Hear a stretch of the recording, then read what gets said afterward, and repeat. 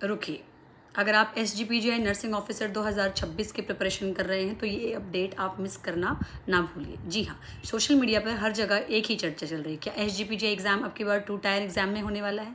क्या पहले screening test होगा और फिर मेन एग्ज़ाम होगा? और सबसे बड़ा सवाल, अगर पैटर्न चेंज हुआ है तो करंट प्रिपरेशन सफिशिएंट है या नहीं?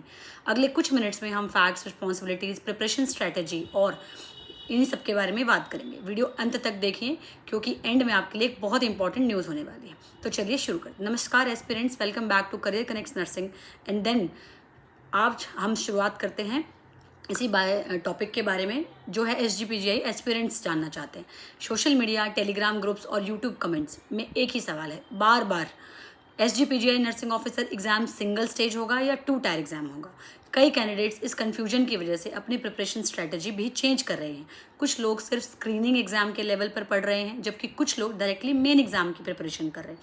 सबसे पहले ये समझना जरूरी है कि रिक्रूटमेंट प्रोसेस में क्या चेंज होने वाला है। सिर्फ एग्जाम पैटर्न चेंज नहीं होता, इसका सीधा इफेक्ट कंपटीशन, कट ऑफ और प्रिपरेशन स्ट्रैटेजी से भी होता है।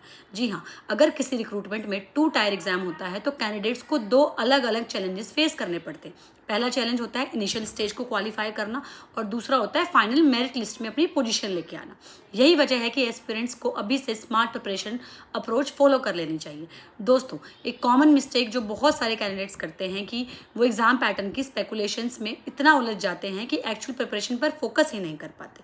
याद रखिए, चाहे एग्जाम एक स्टेज में हो या 2 स्टेज में, सिलेक्शन उन्हीं कैंडिडेट्स का होता है जिनका कंसेप्ट स्ट्रांग होता है और जो रेगुलर प्रैक्टिस करते हैं। जी हाँ, आज के टाइम पर कंपटीशन पहले के कंपैरिजन में काफ़ी ज़्यादा बढ़ चुका है। हर वैकेंसी के लिए हज़ारों कैंडिडेट्स अप्लाई करते हैं, इसलिए सिर्फ एवरेज प्रिपरेशन अब काफ़ी नहीं है।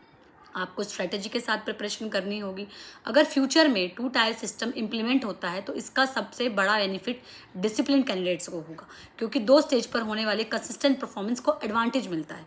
लेकिन इसका मतलब ये नहीं है कि आप टेंशन लेना शुरू कर दें। जी हाँ, आपको सिर्फ एक काम करना है, अपनी प्रिपरेशन को एग्जाम ओरिएंटेड रखना है। हर दिन थोड़ा थोड़ा पढ़ने वाले कैंडिडेट्स लॉन्ग रन में ज़्यादा सक्सेसफुल होते हैं कंपेयर टू उन कैंडिडेट्स के जो 10 घंटे पढ़ते हैं सिर्फ 3 दिन या हफ्ते में 3 दिन पढ़ते हैं। तो कंसिस्टेंसी इज़ द की। एक और इम्पॉर्टेंट पॉइंट है मॉक टेस्ट एनालिसिस। जी हाँ, बहुत कैंडिडेट्स मॉक टेस्ट देते हैं लेकिन उनकी मिस्टेक्स को एनालाइज नहीं करते तो उनकी रियल इंप्रूवमेंट नहीं हो पाती। जी हाँ, सिलेक्शन और नॉन सिलेक्शन के बीच का डिफरेंस अक्सर नॉलेज का नहीं बल्कि एक्यूरेसी और स्ट्रैटेजी का होता है। एस्पिरेंट्स को एक और चीज़ समझनी होगी, एग्ज़ाम पैटर्न्स चाहे कुछ भी हो, कंपटीशन सबके लिए सेम होता है।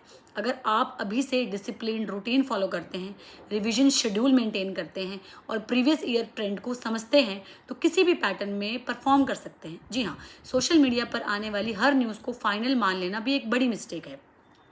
आजकल के व्यूज़ और इंगेजमेंट के लिए बार बार इनकम्प्लीट इन्फॉर्मेशन शेयर की जाती है, इसलिए हर अपडेट को वेरीफाई करना ज़रूरी है। प्रिपरेशन का गोल्डन रूल सिंपल है, रूमर्स पर कम, प्रिपरेशन पर ज़्यादा फोकस कीजिए। जो कैंडिडेट्स डेली रिवीजन करते हैं, नोट्स अपडेट करते हैं, उनकी रेगुलर जो है प्रैक्टिस करते हैं, उनका सिलेक्शन ऑटोमेटिकली इंक्रीज रेट बढ़ जाता है। मुझे पर्सनली लगता है कि समय एस्पिरेंट्स को बहुत ज़्यादा डिबेट में नहीं डालना चाहिए। अगर किसी कल को नोटिफिकेशन में कोई चेंज आता भी है तो स्ट्रॉन्ग प्रिपरेशन करने वाले कैंडिडेट्स उसके अकॉर्डिंग खुद को क्विकली अडेप्ट कर लेंगे, लेकिन जो कैंडिडेट्स सिर्फ अपडेट्स कलेक्ट करते हैं उनकी पढ़ाई रह जाएगी। जी हाँ, इसलिए आज एक कमिटमेंट लीजिए, हर दिन कुछ प्रोडक्टिव करेंगे, हर वीक अपनी प्रोग्रेस इवेलुएट करेंगे और हर मंथ अपने वीक एरियाज़ को इम्प्रूव करेंगे। जी हाँ, SGPGI जो कि 2 टायर में एग्ज़ाम होने वाला है, ऐसा पहली बार नहीं होने जा रहा है। पहले नॉर्सेट या पहले RML हॉस्पिटल भी इस एग्ज़ाम पैटर्न को फॉलो कर चुका है और बहुत सालों पहले DSSB जैसे एग्ज़ाम भी इसी पैटर्न को फॉलो करते थे। बाद में मोदी सरकार आने के बाद ही इस पैटर्न को डिप्लॉयड कर दिया गया था। तो जी हाँ, हो सकता है कि नॉर्सेट के जैसे ये भी फर्स्ट जो है वो क्वालिफाइंग एग्ज़ाम हो और सेकंड जो है main ranker exam, position giving exam हो। तो उसी की तरह आपको इसके लिए प्रिपेयर भी करना होगा। फर्स्ट एग्ज़ाम को आप क्वालिफाइंग एग्ज़ाम के लिए ही प्रिपेयर कीजिए और सेकंड को पोजीशन एग्जाम्स के लिए। जब आप पहले को क्वालिफाई कर पाएंगे देन आप पोजीशन में बैठेंगे।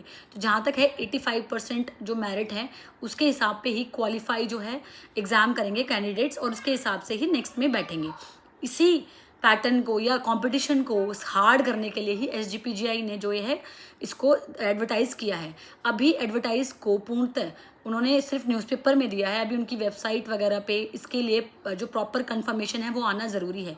फेक तो ये न्यूज़ नहीं लग रही है, लेकिन फिर भी मैं ये आपसे यही कहूँगी कि इसकी एक इंटीमेशन समझकर आप अपनी दोनों तरह की प्रिपरेशन शुरू कर दीजिए।